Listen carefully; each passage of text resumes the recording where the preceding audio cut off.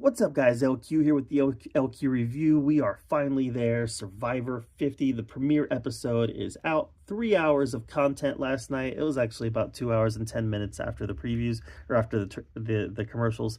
There were a lot of commercials, a stupid amount of commercials. Yeah, it's about 2 hours and 10 minutes. So, been waiting a long time for this one. Mostly great cast. I really think that they were very intentional about going out and getting excellent characters to play in this season.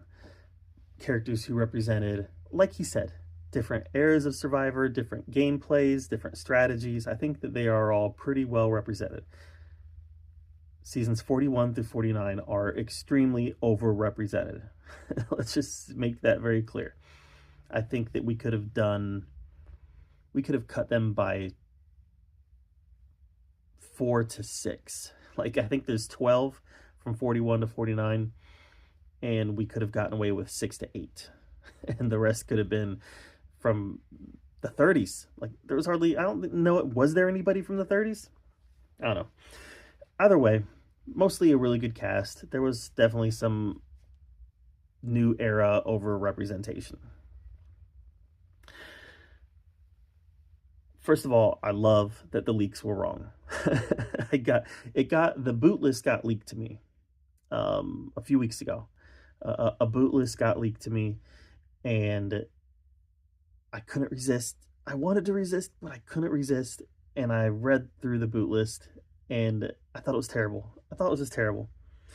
I was like, I hope this isn't the order because this would be terrible. It's pretty.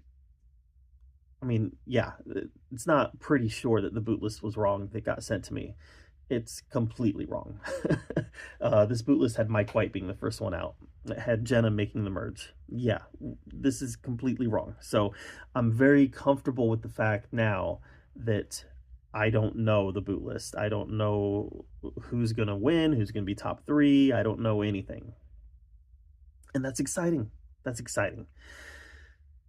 So we did get some fun moments, some fun pair-ups. We had Coach versus Ozzy versus Q, which was really Coach versus Ozzy. Q was kind of there, right? But it was really Coach versus Ozzy. I love how they buried the hatchet and then immediately reopened that wound. I think Ozzy was being a little bit of a crybaby. I don't think Coach did anything wrong. I think that when Ozzy, the challenge was designed to not get the key with a sturdy pole. It was designed to knock the key down and then have to drag it in. Coach did it better. Ozzy might have been the one to knock it down, but Coach did it better. So I don't think Coach did anything wrong. Coach was playing the game. Ozzy was crying. But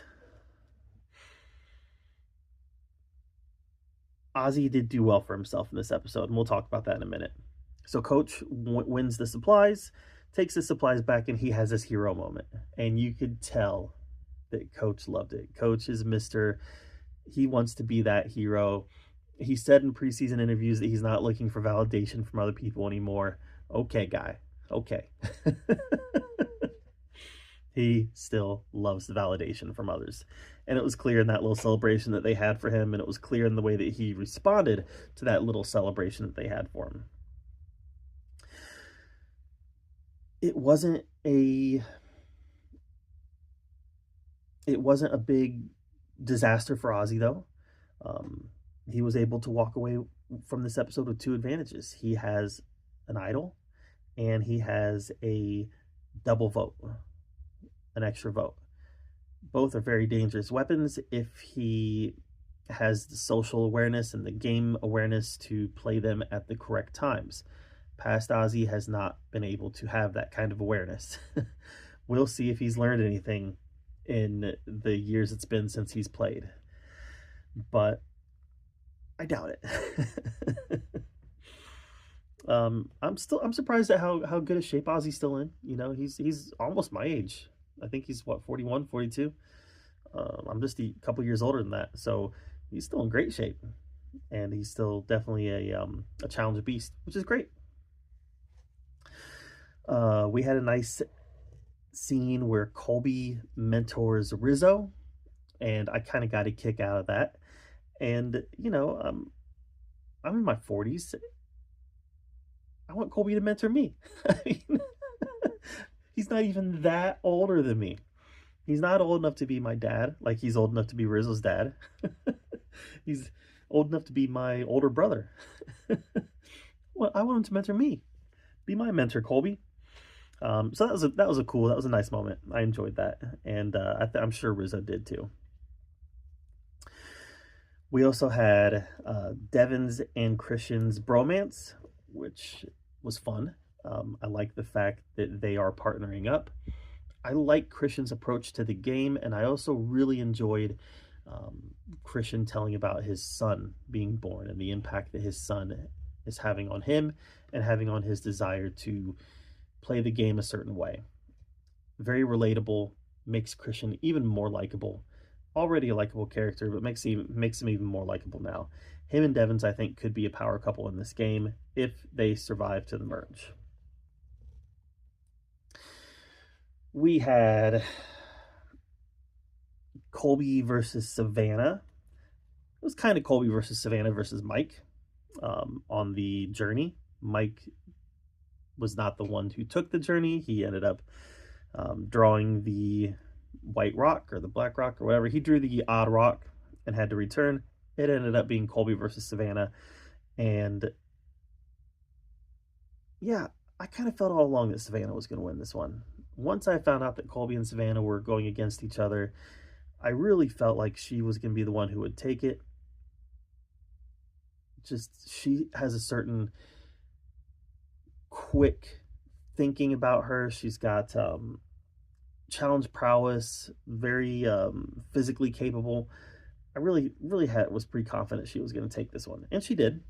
And this gives me an opportunity to continue talking about how great of a winner I think Savannah is. I've been talking about it for months now, and she's one of my favorite winners of all time. I thought she played a great game in 49. When 49 first started, I thought 49 was boring. As 49 progressed and Savannah and Rizzo really became characters more than players, they became characters, I started really liking 49. And by the end of it, Savannah wins, and she's one of my favorite winners of all time. I'm really rooting for her here. So hoping that she does well, and it was nice to see her beat Colby, even though I'm rooting for Colby too, as an old school fan. We had a rivalry brewing between Aubrey and Genevieve. I think that could be fun. They definitely played up Aubrey's awkwardness a little bit and Genevieve's cutthroatness a little bit. And I don't know how you've got two women who are alike in a lot of ways, but are also extremely different in other ways. And it seems obvious to me that they're setting up a storyline where these two are not going to get along. And I'm anxious to see how this one plays out. So Aubrey versus Genevieve, keep your eye on that one. Dee is great. I don't know that I respected Dee's game as much when I first watched her season.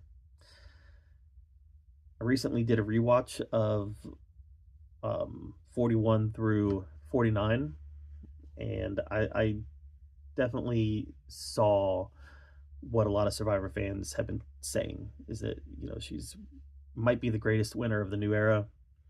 I think Savannah is, but Dee definitely has a case to be made.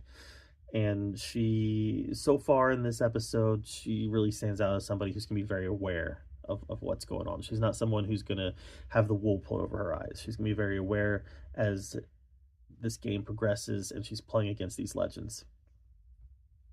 Finally, we have Cirie versus Jenna. What I will say is that I think we all knew Jenna was going to come into this game and she was going to come out guns blazing. She was going to come out playing hard. And she did. And she came out playing hard against Cirie, which probably wasn't the best strategy. Because Cirie has a way of surviving. Cirie has a way of making it to the end game. And that might not have been the best move on Jenna's part. I understand the move. But if I was Jenna, I would have probably just cooled it a little bit. I would have slowed the engines and started listening for what other people were saying rather than trying to drive the vote myself. And she didn't do that. She came in and tried to drive the vote against one of the most beloved survivors of all time. And it got her voted out of the game. She said, first one called, first one to leave. And unfortunately, that's the truth. Jeff Probst said that she was the first one that they called. And she's the first one to get voted out. Honestly, I wouldn't have guessed that. I would have guessed that she would have been around a lot longer. I really would have guessed that she would have made the merge. But she didn't. And I hope this is not a sign that this is going to be a season where the 40 years take out the pre-40 years. I hope that's not what we're going to get in this show, because that would just be a bummer. That would be a bummer. So Jenna gets ousted, and then we get into the last hour of the show, which actually was more like the last 40 minutes due to commercials. So many commercials, so many commercials. And as it progressed, I started to realize, well, there's not a challenge. They're not going to go try. Someone's going to get medevaced. Someone's going to get evacuated. It started to become obvious. Someone is going to get evacuated. And then Jeff Probst rolls up in the boat, and I'm like, Kyle's gone. That's it. Kyle's gone, because like he was the only one who had an injury. He was the only one who it could be.